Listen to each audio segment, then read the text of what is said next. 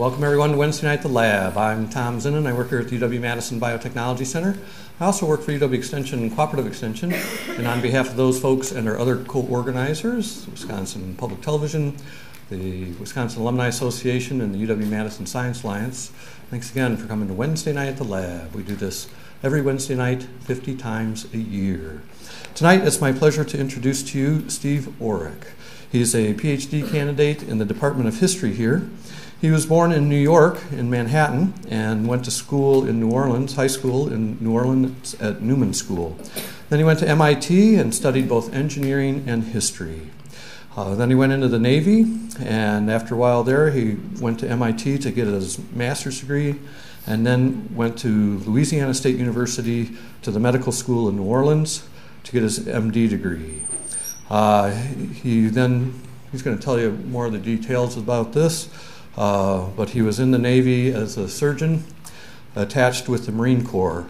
And as you know, the Marine Corps, no, it's the other way around. The Navy is part of the Marine Corps.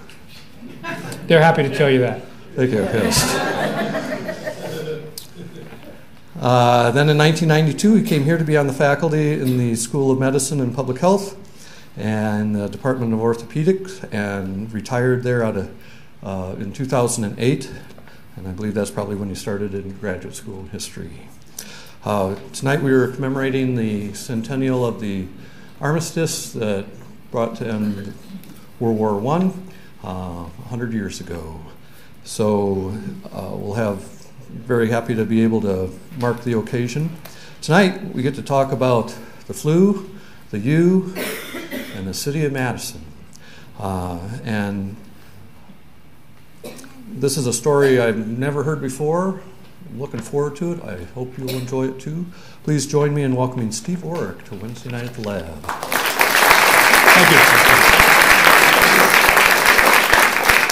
Thank you. I decided to wear all black tonight as I'm celebrating two horsemen of the apocalypse, both war and plague. Just a little fun note, or not so fun note. I have a personal attachment to the flu. My great-grandfather was in New York City from where he was living with my great-grandmother and her daughters, one of which was my grandmother, in Colorado. When in 1918 he became sick and died in the flu epidemic, which is why my great-grandmother and her daughters moved to New York, which is how my mother met my father, and you're so lucky that I'm here tonight. Or at least I think so.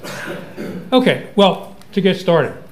The influenza epidemic of 1918 was the greatest pandemic in modern history. During the main wave of the pandemic in 1918, perhaps 50 million people died worldwide. In the United States, the estimate is 650,000 people died, and many, many times that number were made ill. It is likely that these estimates are too low. Especially as in many parts of the world, data was unavailable or unreliable. The Russian Revolution and Civil War was going on at this point, so data from there, just as an example, would not be available. This death toll, which occurred primarily over the span of 3 to 4 months in the United States, was greater than all the war dead from all the wars fought by the United States, including World War I. The number equivalent for today's American population are shown on this slide. The causative organism was unknown. There was no treatment other than rest and nursing care. And this particular strain of influenza had a preference for healthy adults, those who should have been least susceptible to the flu. In severe cases, death was rapid, sometimes in hours, with obvious suffering on the part of the afflicted. Influenza is a viral disease that migrates between humans and various animals, such as swine and avian species. I don't think we have had any whale flu, however. But this mixing is most common where you have humans and appropriate animals in close proximity, places like farms. While today animal-human proximity on first world farms, like we might have here in Wisconsin, is much less intimate than in less developed countries where the new strains frequently emerge these days, this was not the case in 1918. This mixing is why new flu vaccines are needed every year, and immunity is not carried over from one infection with the flu to protect against another. And the influenza virus that came out of this mixing bowl in 1918 was one for which there was no natural defense. The role of viruses in human disease had really not yet been elucidated in 1918, and there was no protective vaccination for influenza. Current scholarship suggests that the influenza epidemic actually began in Kansas in the spring of 1918, was transmitted to Europe by the movement of American troops, where it became more virulent, and was then transported back to the United States, arriving in Boston in the late summer of 1918. Early public accounts came from Spain, which was a neutral country without any press censorship, as none of the combatants wanted information about sickness in their armies to be publicized, and the disease was therefore christened the Spanish influenza. Unlike the Spanish Inquisition, it had nothing to do with Spain. In the United States, the entry of the U.S. into the war in April of 1917 was followed rapidly by a wave of both spontaneous and government-sponsored hyper-patriotism. Everything and everyone was subordinated to the war effort. For Wisconsin, with a large population of German origin and a congressional delegation that had been very much against the war, the deviation from patriotic fervor was even more suspect than anywhere else. In the fall of 1918, when the epidemic was approaching the university in the city of Madison, the university itself was to be, due to the creation by the War Department of the Student Army Training Corps, or SATC, in essence, an armed camp with almost all able-bodied male students actually in the military. The SATC also included vocational students training for enlisted technical specialties outside of the normal college students at UW.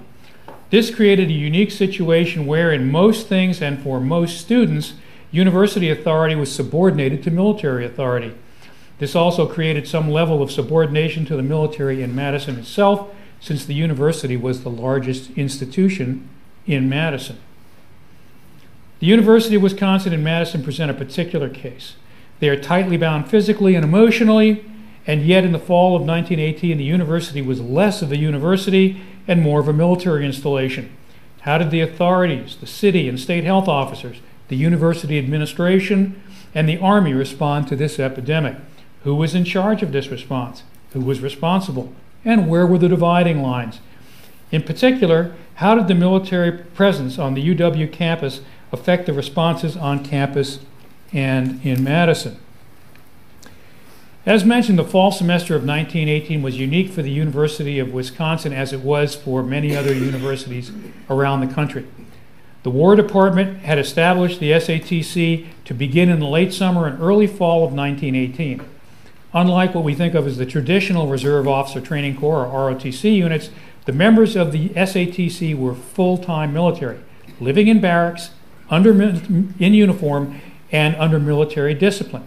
Students, regular and vocational, would leave when training was complete or called by the draft.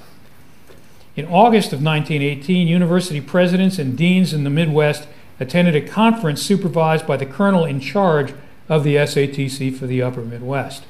According to the minutes, quote, "The chairman emphasized that the needs of the SATC must take precedence over everything else. In other words, the needs of the service are paramount and not the needs of the university." Close quote. The meeting outlined a program of instruction which included a war causes and aims course with the syllabus provided by the government and 13 hours of specific military activity at a minimum every week for students, including drill, inspection, and theoretical military instruction. Additional academic curricula were arranged by military authorities with emphasis on the subjects of particular relevance for military service based on which branch the student was to serve in, such as infantry, coastal artillery, supply, so on. The relationship between the universities with SATC units and the War Department outlined in this meeting was unprecedented.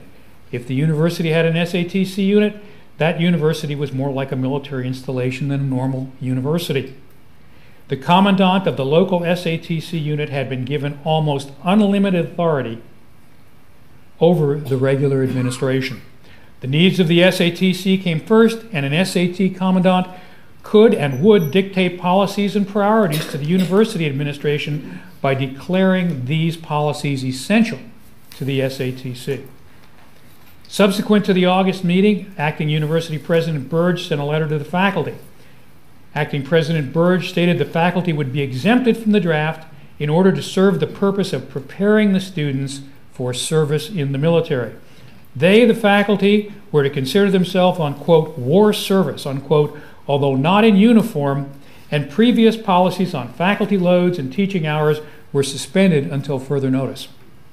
Shortly after the beginning of the fall semester, October 1 of 1918, the faculty received a memorandum from the War Department's Committee on Education and Special Training, which informed them that students would march in formation to and from classes in study rooms.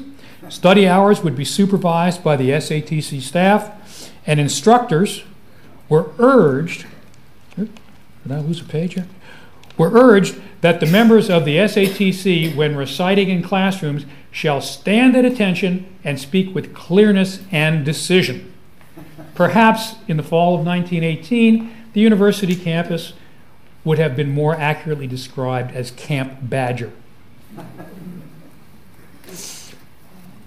Through September, as the influenza epidemic affected tens or hundreds of thousands across the nation and killed many of the afflicted, there was very little reportage of the epidemic in any of the Madison newspapers in any language. I'll digress here to say that the German language paper had closed in July. There were papers published in other languages, but the Madison German paper had closed in July. Throughout the first 3 weeks of September, the Madison newspapers were replete with stories about contributions to the war effort that the university would make in the upcoming semester. Women were offered a 2-year nursing course equivalent to being in the SATC, and headers like, quote, boys eager for SATC training, and, quote, student soldiers to report September 30th, unquote, were common. During the last week of September, the papers began to carry stories about the epidemic.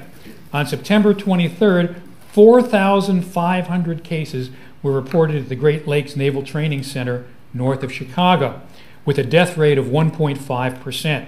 However, the report noted, quote, malady conquered, Commandant says, unquote. This is typical, as almost every report the Madison papers carried directly or indirectly saw the epidemic as controlled. Finally, on the 23rd and 25th, warnings about the Spanish flu, or SPIZ, as the paper called it, were front-page news. The Madison City Health Officer, Dr. H.E. Purcell, warned about influenza and advised precautions: get adequate rest, avoid chills, eat right, and if ill, don't go out. Also on the 25th, the Capital Times ran an article describing how a medical home guard had been set up by federal authorities to assist communities hard hit by the flu. On the 27th, a newspaper noted no influenza at university camp, not reporting that a small number of influenza cases had been seen sporadically among SATC vocational students. On September 28th, a woman in Cambridge was reported as having died from influenza, the first such death in Dane County. When classes began on October 1st, university enrollment was 2,577 men in the SATC, 384 men not in SATC, and 1,705 women. Additional SATC vocational students were expected to arrive over the next several weeks. The SATC men were formally inducted into the Army or Navy or Marine Corps, as you see here, and drill commenced on October 2nd. The SATC students were all living in newly constructed barracks, university housing that had been converted to barracks, or a gymnasium. An undated photograph from the Liberty Badger, most likely taken just at the beginning of school, shows the red gym converted to a barracks with rows upon rows of cots, with perhaps 18 to 24 inches separating the men. No SATC men were permitted to be housed in private residences, particularly not in fraternity houses, which were described by SATC senior officers as being especially deleterious to a military attitude. Go figure. The War Department guidance housing on SATC students, in fact, stated they should be housed in groups as large as possible, 40 men being the minimum. The housing of the SATC personnel in barracks or barracks-like condition allowed for enforcement of military discipline, conformity with military standards, and emphasized that the SATC students were soldiers first and students second. As soon as school opened, the influenza hit. By October 1, Dr. Robert Valvalza, the head of student health, had taken over the university club to be an infirmary with a projected capacity of 150 patients. Simultaneously, there was a nursing shortage. All of 6 of the regular nurses employed by UW for student health had joined the military. By October 3rd, there were at least 170 men in the infirmary, 20 over the planned capacity. In the first of a series of letters reporting on the situation on October 4th, Dr. Charles Bardeen, dean of the medical school, told acting President Burge of 170 men in the university club, 17 women filling separate infirmary set aside for them to capacity, and several other women sick in rooms. There was no mention of any estimates of SATC men ill, but not sick enough to need the care in the infirmary. Dr. Bardeen told President Burge, quote,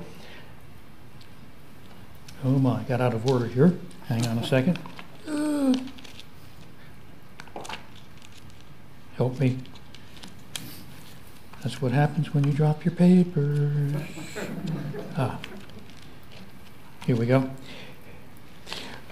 Dr. Bardeen told President Burge, there is yet no evidence that we are dealing with a true so-called Spanish influenza. When college opens in the fall, we have always had a considerable number of grippy colds among the students, unquote. Nevertheless, overflow patients had been sent to temporary infirmaries in Barnard and Lathrop halls, and over 50 recovering SATC students were housed in civilian homes. News of the illnesses on campus had been openly reported. On that day, October 4th, Wisconsin State Journal reported 275 isolated at varsity as a precaution against influenza. Precaution. Although illness on campus had been reported, the press reports continued to deny Spanish influenza. On October 5th, the Daily Cardinal headed an article, "No flu cases, say physicians," and the illness was described as old-fashioned grip. This illustrated the ongoing pattern of playing down the epidemic. In spite of the upbeat, almost sunny attitude of the papers, there was evidence that all was not well. On October 5th, draft calls by Army authorities were halted due to the flu. Madison newspapers reported the suicide of Colonel Hagedorn, commander at Camp Grant in Illinois, October 8th, in the same edition with a headline stating, "Grip Epidemic, General and State." Although not reported by the Madison papers, the cause of Colonel Hagedorn's suicide was his self-perceived inability to control the epidemic at Camp Grant. On October 9th, the Daily Cardinal reported the death of Arthur Neff at St. Mary's Hospital, the first UW and SATC student to die from influenza and the first influenza death in Madison proper. During the second week of October, the full force of the epidemic hit. On October 10th, the state health officer, Dr. C.A. Harper, issued a general order closing all public gathering places, such as theaters, movie houses, saloons, and schools and churches throughout the state. All large public gatherings were banned. However, this did not apply to SATC activities such as drill and formations. On the 10th, the Wisconsin State Journal ran a headline, 1,000 flu cases in Madison. Although the same article indicated a level of uncertainty as to whether this was Spanish flu, indicating, once again, wishful thinking. Also on the 10th, Dr. Harper and Dr. Purcell met with members of the UW administration, including acting President Burge, Dean Bardeen, and Major McCaskey, who was commandant of the SATC. Minutes of this meeting showed no consensus as to whether or not the epidemic had peaked. All classes of greater than 25 to 30 people were canceled, and female students were kept on campus, rather than sending them home, as they could be better supervised and cared for if needed on campus. Dr. Harper made it clear to the SATC commandant that his closing orders and restrictions did not apply to the SATC. As the state health officer, Dr. Harper had no authority over military installations, and as the minutes of the August SATC meeting had made clear, SATC operations were a priority. The second and third weeks of October represented the height of the epidemic on campus and in Madison. Every day the paper had death notices. News articles appealed for anyone with nursing training or experience to help. By October 14th, the headline read 3,000 to 4,000 cases of flu in the city. Many families had no adult well enough to care for those sick or to care for well children too young to fend for themselves.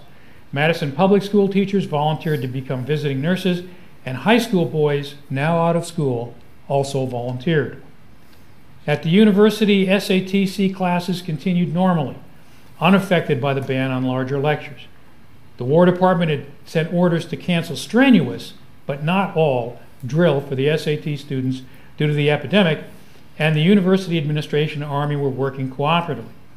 Dean Bardeen praised Lieutenant Walker, one of the two Army physicians. However, the other, Lieutenant Sawicki, had made extravagant demands and moved the SATC-B, or vocational students, out of the infirmary. Unfortunately, Lieutenant Sawicki was the senior of the two doctors. Major McCaskey sent a telegram to Washington requesting no new students be transferred out at this time and no new students be sent in due to the epidemic. These were the vocational students who had completed training or were coming in for training. Higher authority denied his request. The UW Medical Department communicated directly with the Army. Dr. J.J. Evans of the Department of Medicine sent a letter to Army medical authorities in Chicago on the 14th. He enumerated the statistics, described the difficulties with the nurse shortage, and requested there be a unified command authority for the medical care of SATC students. He implied the Army medical personnel officially taking the lead would be welcome.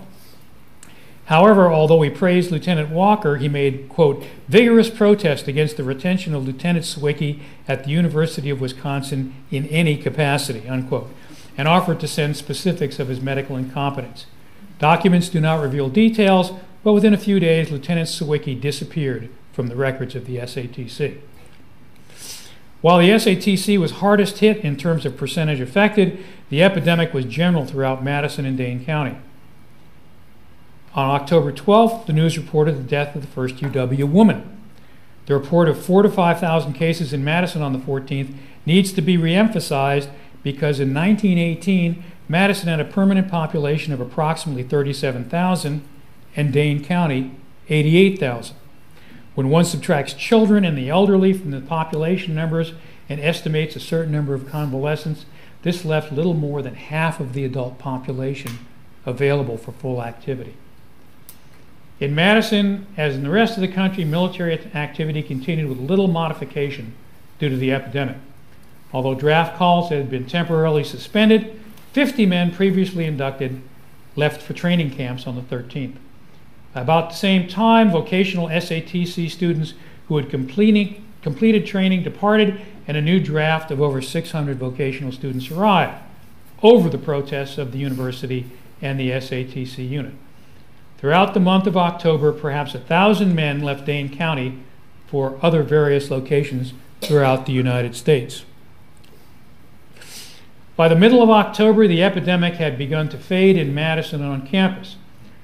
The number of new cases that presented to university medical authorities had peaked, and on the 20th, the Wisconsin State Journal reported no new flu victims.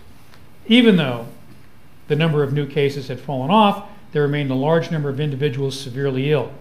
Influenza had taken a toll on medical providers, with several doctors taken ill, 2/3 of the nursing sisters at St. Mary's Hospital ill, and one volunteer health worker from the university dying.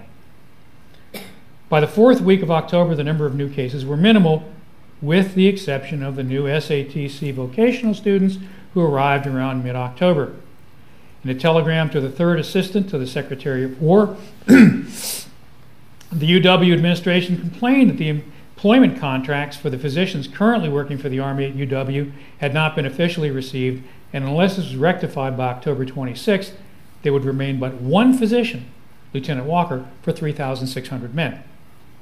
An additional complaint had been made about the new SAT students, quote, sent here against the recommendation of the commandant, unquote, who had presented with 50 cases of influenza in the previous 24 hours. Big surprise. In all, between October 22nd and 29th, 172 of the 624 new SAT students entered the infirmary with influenza. Within a few days, the official contracts had arrived. The doctors remained civilians, the Army preferring for the local physicians to remain under contract rather than be inducted in the military. From the very beginning of the epidemic, the university had been in almost constant contact with the Army through SATC staff or the Department of War. The tone of the contacts had been deferential, and as noted in a letter from Dr. Evans to the War Department concerning medical staffing, the leadership role was deferred to the military, matching actions to tone. With the tapering off of the epidemic on October 25th, Dr. Evans presented a report to Acting President Burge. He summarized the activities of the medical staff since the beginning of the epidemic and presented the statistics for the period of October 1st through the 24th. SATC men infected with the flu, 943, 26% of the Corps. Pneumonia cases, 55, deaths, 16. This represents a case fatality rate of about 1.7% overall, but a 29% death rate for those who develop pneumonia. This was a bacterial pneumonia, probably on top of their influenza. Remember, in 1918, there are no antibiotics. Okay. The data for UW women was an estimate, as many of the women were not admitted to the women's infirmary, but there were roughly 270 cases of the flu, 15% of the women enrolled, with 11 cases of pneumonia and 1 death. This data suggests that the epidemic was more widespread among the SATC men, and the disease was more severe among them as well. Only 1 faculty member died from the flu during the epidemic. During roughly the same time period, October 1st to the 26th, there were a total of 94 deaths reported in Madison. It's not clear whether or not this number included the SATC death. You can't find that out. And how many of the deaths were Dane County or even out-of-county residents who died in Madison, we really can't tell. The fact that more SATC students became ill and died compared to the female undergraduates who can be explained in several ways. The SATC men lived in crowded barracks conditions with little separation between the beds. And some of the newly constructed barracks were not as weatherproof or warm as they might have been. These living conditions were ideal for the spread of an airborne virus. In addition to being thrown together in close quarters, there was an influx of new and previously unexposed SATC students throughout this time period, providing a large cohort for new infections of any severity and keeping a large viral pool circulating. SATC students, even though drill had been modified, still marched in formation to and from class, and in general were more exposed to unpleasant weather than the women. There were at least 10 to 20 deaths in Madison during the last week of October. The U.S. Public Health Service warned against a recurrence of the epidemic because there were so many people in a weakened state. No specific precautions were taken by the SATC at this point. The first half of November saw momentous changes in the world situation and the beginning of a return to normal in the Madison area. The Central Powers collapsed with the armistice between the Allies and Germany signed at Compiègne and taking effect on November 11th, the 11th hour of the 11th day of the 11th month. This collapse of the Central Powers, while a welcome event, had not been foreseen by the Allied command. With the armistice, there was intense speculation concerning the future of the SATC and the SATC students. On November 14th, 168 new short course SAT students arrived, followed by a 2-week-long rise in influenza cases and morbidity. This shows the Thanksgiving meal, and you can just see what the conditions are like. The state health authority ban on theaters had been lifted on December 7th. Schools reopened on the 11th. With the resumption of normal activities and normal mingling, there was another rise in cases. A city ban on large gatherings was reimposed on December 12th, and the SATC restricted the campus on the 18th, but there were no general closings. The War Department disbanded the SATC in the middle of December, and the university students went home for the holidays. Many of the SATC college track students returned after the new year to continue as regular students. With the new year, business as usual returned to the university campus. As with the rest of the United States and the world, there would be a third wave of flu in the spring of 1919, but this resulted in only 329 cases on campus, 28 cases of pneumonia, and 6 deaths. That death toll represented 0.24% of the enrolled student population.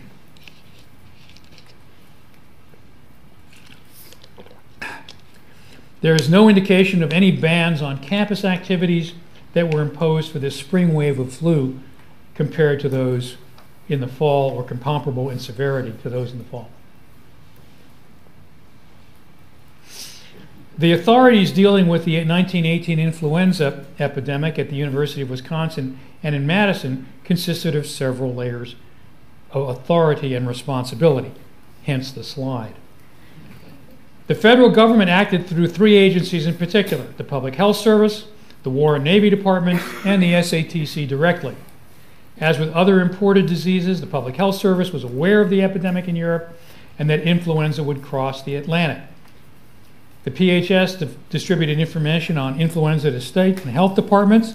The War and Navy departments controlled movements of men internally and externally and set the rules for the SATC. In Wisconsin, the state health officer had broad responsibility and authority, and in Madison, the city health officer also had extensive powers.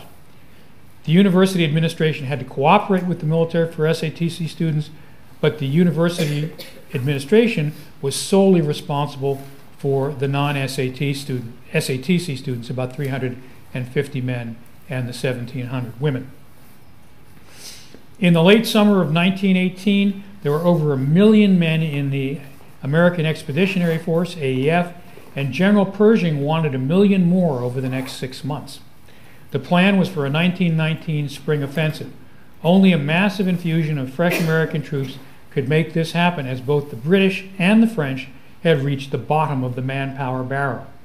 It is against this background that decisions, especially the War Department, need to be understood. So what did the federal authorities do? As noted, bulletins on the flu were distributed, and when the epidemic hit the Boston area in September, a massive research effort to find the causative organism and methods of treatment had been undertaken. Unfortunately, this effort produced neither the causative organism of the influenza nor any serum or vaccine. There were some experimental ones, they didn't work. While there were frequently heroic efforts to deal with the sick at military installations where the influenza appeared, the one action that could have been taken but was not was to suspend or minimize the movement of troops. It was understood that the primary means of spread of the epidemic was from one area of the country to the other was through this mass movement of men from infected areas to clean areas. In Wisconsin, the request of the university administration and the commandant of the SATC to stop troop movements and from the SATC outward demonstrated this. Once established in a military camp or facility, the jump to the civilian side was inevitable. Restrictions in troop movements could never have been absolute. In any case, there would have been disease spread, but hopefully in a less explosive fashion. The experience of the SATC at UW, where 2 drafts of new students in October and November resulted in significant numbers of new influenza cases, clearly illustrates this point. By the time the SATC students reported to UW and the school term started, military authorities have been grappling with the flu epidemics for at least 3 weeks. The photos from the Liberty Badger, this is the yearbook for 1819, previously cited, shows a living environment that could not have been more conducive to the spread of influenza. Certainly ropes could have been strung and sheets suspended between cots, as was done at the University Club Infirmary. No such instructions were promulgated. However, the War Department did develop and promulgate, as mentioned, a strong request, actually demand, to have SATC students stand at attention when reciting. This was in time for the first few days of classes.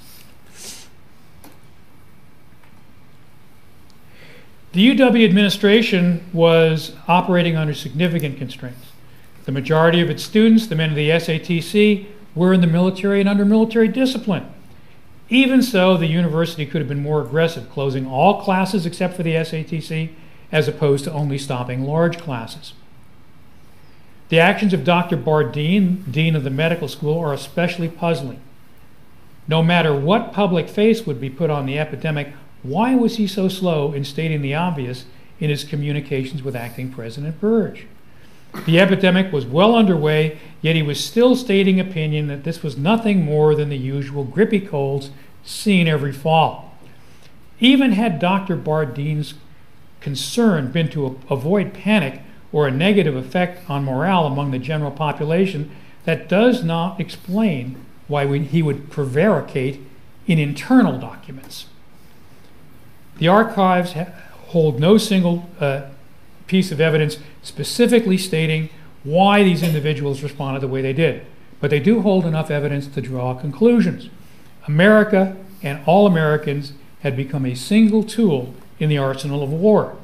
To be labeled a slacker was to be ostracized. Not buying, or even not buying enough, Liberty bonds was a cause to be identified as an outcast from polite society, or perhaps having your barn painted yellow or being tarred and feathered. A primary purpose of the draft was not to collect enough men for the Army. Rather, to slow the pace of entry of new recruits, voluntary enlistments were so large they had overwhelmed the capacity of the training camps. The Postmaster General had become, in effect, a national censor, censoring all publications that traversed the mail system and withholding that right as he saw fit. All German language papers had to provide translations of every article in the paper and so state at the head of every article. Since morale had become a weapon of war, keeping morale up was simply another battle to be waged and won. Beyond projecting calm to prevent panic, the sunny pronouncements we see in the Madison press during the early period of the epidemic represented an attempt to keep morale up. Showing the positive side, or if no positive side, no news at all, is epitomized by the letter sent by Lieutenant E.S. Epstein, United States Army Provost Marshal of the SATC unit, to all the newspapers in Madison on October 12, 1918. It's a direct quote. The War Department has ordered the Provost Marshal to stop publication of all SATC news. Nothing will be published about the influenza or anyone sick in the hospital unless approved by the commanding officer through the intelligence office and the Provost Marshal. All newspapers violating the above rules are subject to imprisonment in the federal system. End quote. There were additional details about items that could not be published, and the papers were warned that these were, quote, the last statements, unquote. The implications of this letter are enormous. A junior officer, a second lieutenant, at a college training unit was empowered to tell newspapers what they might and might not publish under the rubric of military security and morale. This sort of proscriptive and general censorship by the military of civilian newspapers was unprecedented in any American conflict and was more severe and direct than wartime censorship would be in the future, World War II and beyond. Subsequent correspondence between G.M. Hyde, editor of the University Press Bureau, and acting President Burge related Hyde's discussion with the Provost Marshal and the agreement to give press releases for the SATC to give press releases to the University Bureau, which would then distribute them. The tone of this letter made it clear that Mr. Hyde felt that neither the Provost Marshal's complaints about the newspaper nor his restrictions were in any way excessive or unreasonable. The university had accepted the necessity of proscriptive censorship and astounding occurrence. In fact, only a small proportion of the SATC deaths were reported in Madison papers after October 12th. These were hospital or infirmary deaths that were public and could not be concealed. What were the effects of the influenza epidemic of 1918 on the University of Wisconsin and the city of Madison? As far as the human toll, we can never be sure. One source shows 328 deaths in 1918 in Dane County, the vast majority after October 1st. The City Health Department report for 1918 shows 194 of 234 total. Pneumonia deaths in Madison in October to December, roughly half the deaths total for Madison for the year. It's not known if the deaths among the SAT students were included.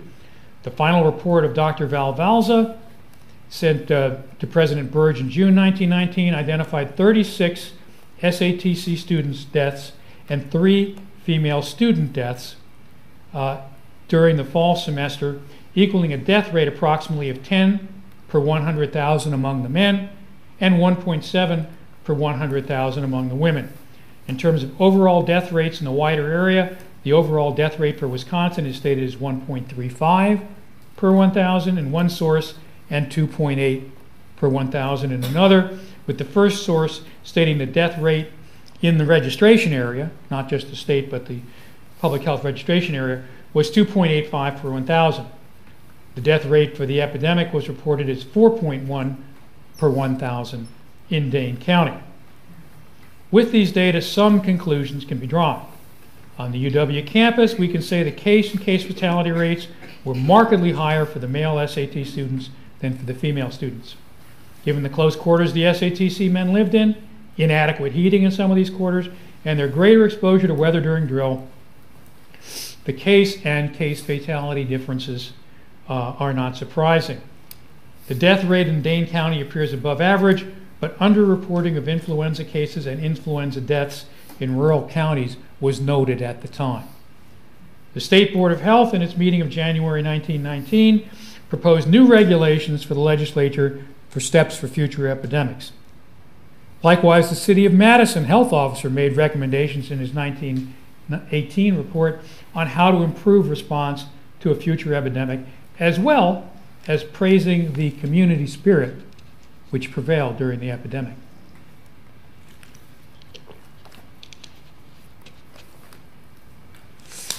The epidemic was rapidly expunged from communal memory. The 1918-19 yearbook, the Liberty Badger, had detailed coverage of the SATC units. The beginning of the lecture, those pictures you saw of the various services that all came out of the Liberty Badger, and a list of those UW students or alumni killed in the war, as seen in the first page of that listing. Yet nowhere was there a single mention of the epidemic. SATC men who died at Camp Badger are not listed among the honored dead. Likewise, the Gold Star Honor Roll, the memorial publication that listed the war dead to whom the Memorial Union was dedicated to in 1917, had only 3 names of SATC students. The biennial report of the Regents of the University of Wisconsin, 1920, which covered the years 1918 and 1919, gave short shrift to the epidemic. The Dean of Women's report briefly mentioned how senior female students had volunteered to help with diet and sanitation at the women's infirmary, and Dr. Bardeen, as Dean of the Medical School, gave a brief summary of the chronology, organizational issues, and outcomes. At the University Club, there is no plaque or memorial to note that that facility was an infirmary for hundreds of young men and not a few deaths during the epidemic. To the students and faculty of UW today, the UW of fall 1918 would be an incomprehensible foreign country. Imagine, if you will, 90% of the male students not simply in uniform but living in barracks on campus, marching to and from class under military discipline. For today's campus, that would be over 15,000 men in uniform. Then imagine, over the space of 4 to 6 weeks, 5,000 of these men becoming ill with a disease of unknown etiology for which there was no treatment or cure, and 150 to 250 of them dying. How does the collective memory seem to expunge such an event? It seems to have happened, nonetheless. In Madison, imagine military police on the street with authority not only over the SAT students, but also, and any other military, but also empowered to intervene against civilians. The staff of the military training unit has been given authority to censor the contents proactively of your morning newspaper and to be up to date your television and your Facebook and your Twitter and your Instagram and whatever else you have on your phone. And the editorial staff members who do not comply will be imprisoned. In document after document among primary sources, the picture of community solidarity on the university campus and in Madison is clear and impressive. Leading citizens of Madison took convalescing and, for all they knew, still potentially contagious SATC students into their homes. Here they were treated as family members, given care and pampered until they recovered. Teachers and high school students volunteered to enter the homes of the sick to provide basic care at no little risk to themselves. Businesses of many types complied with closure orders with little evidence of any resistance in spite of the significant financial losses incurred. Remember, this included the Christmas shopping season. Such community spirit raises two questions, one about the past and one about the future. Given how deeply the entire community was involved in one aspect or another of the epidemic, how could memory be so easily expunged? We also should ask, were such a pandemic to strike again, would we see the same community solidarity now that was seen in 1918? For the first question, I can only suggest, like Crosby and others, that there was simply not room for the dual traumas of World War I and the influenza epidemic to coexist in the common memory. Since the war ended in triumph, as opposed to the epidemic that ended in mere survival, people unconsciously decided to remember the one and forget the other. As to the second question, that cannot be answered now. We can hope that our society has not become so fragmented that we could not come together in the face of this invisible threat. There is no doubt that another great pandemic will occur. The only question is when, not if. Finally, there is the issue of subordination to military necessity. How does a free society balance the necessity for wartime compromises against unnecessary and potentially dangerous restrictions of freedom? The events on the UW campus in the fall of 1918 provide more than one example of how accepting a simplistic definition of military necessity was dysfunctional and, in fact, detracted from, rather than aided, the war effort. On the other hand, military necessity does exist during a conflict and cannot be readily dismissed simply because it runs counter to our democratic principles. As part of the continuing balance between security and liberty, between personal freedom and public responsibility, this question is one with no ready answer that deserves the attention of all citizens. Thank you.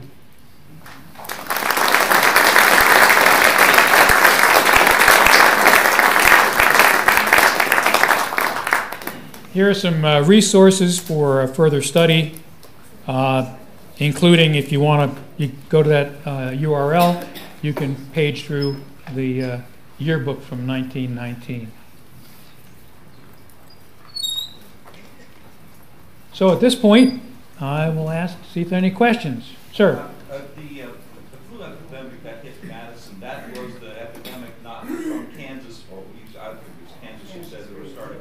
Right, that was... This was the epidemic that was from France after it became more viral, back to Boston and into Midwest, right? Right, that the question was this the flu from Kansas or the mutated flu from Europe? And the answer is it's from Europe. And I like to say that the flu, once it hit Boston, spread throughout the United States faster than a speeding locomotive, which is about how it traveled. Yes, other questions? I see another hand anywhere. Yes, sir. I'm interested that you refer to acting President Burge Van Hise was president of the university, actually died on November 19th of 1918 in Milwaukee after nose surgery, which makes me wonder, because of the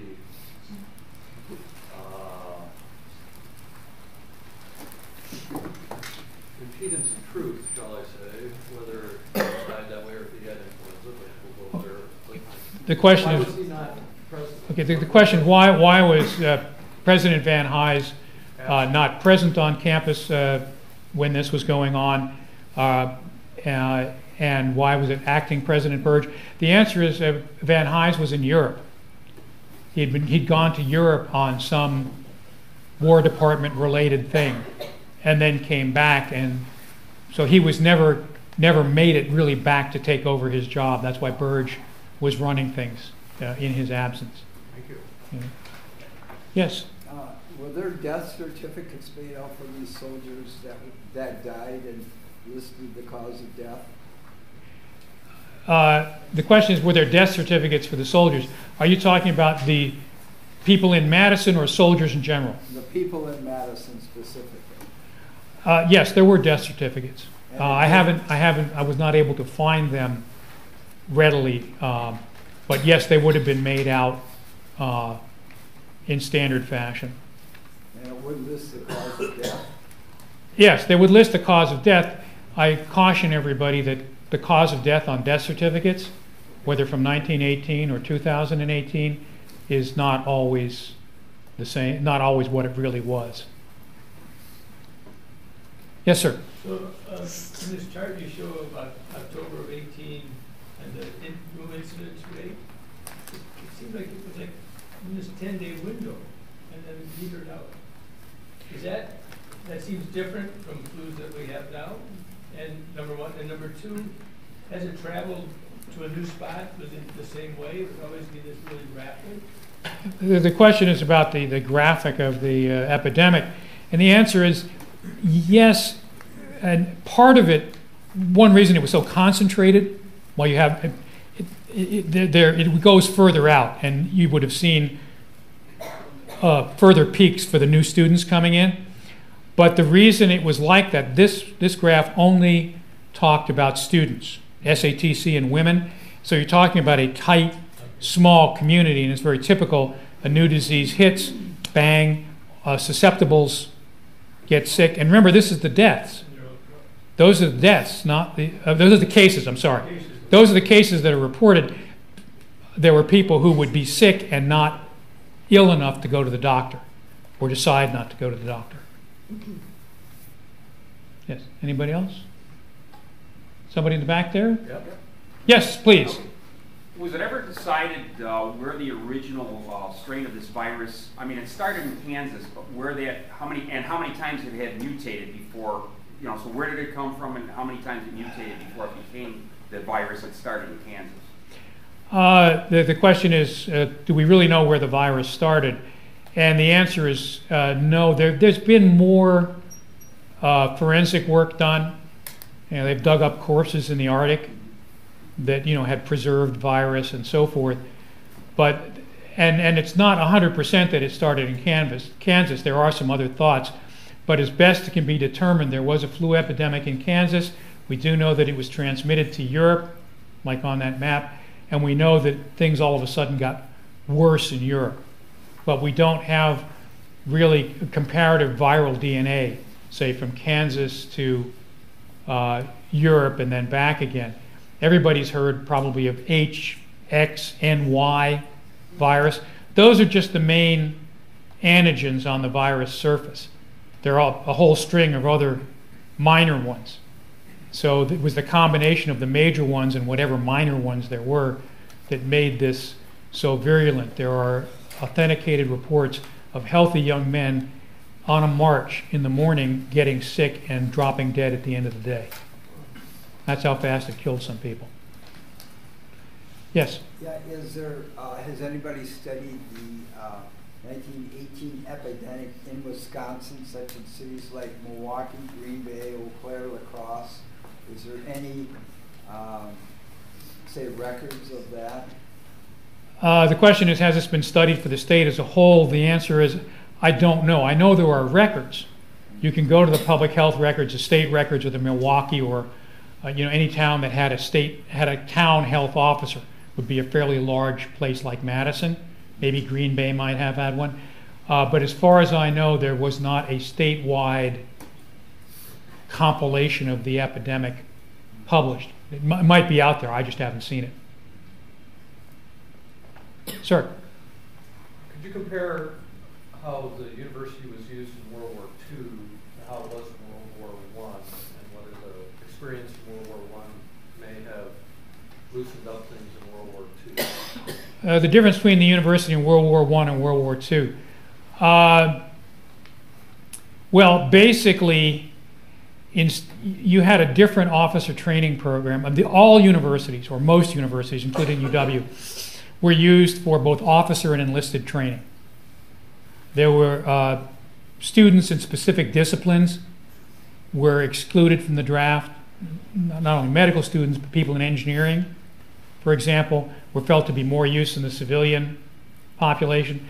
And there were what they called the V programs, where you would join the Army or Navy, and they would send you to a university for 2 years, and then you would be commissioned at the end of 2 years.